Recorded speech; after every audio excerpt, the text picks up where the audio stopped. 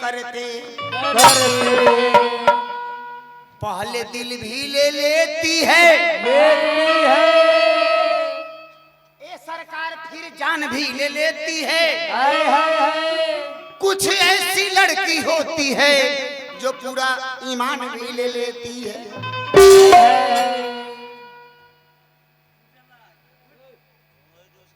पहले अंगुड़ी धर लेती है, फिर बाह पकड़ लेती है।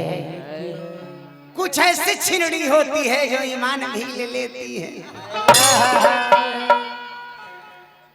मैं हूं नहीं शराबी, डर डर के पी रहा हूं। इस लड़की के याद में मर मर के जी रहा हूं। इस लड़की के याद में मर मर के जी रहा हूं।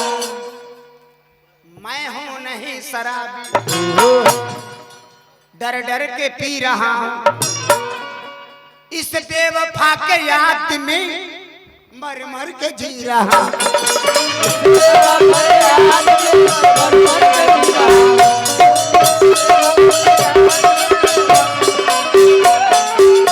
समझाऊं मैं कैसे दिल को, बतलाऊं मैं कैसे दिल को, गम हो बेहिसाब। अरविंद भैया, अरे समझाऊं मैं कैसे दिल को जब गम हो बेहिसाब, गम हो बेहिसाब।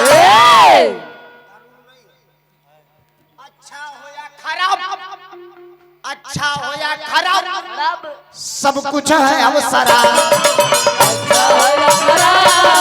सब कुछ है अच्छा हो या खराब, सब कुछ है शराब। अच्छा है खराब,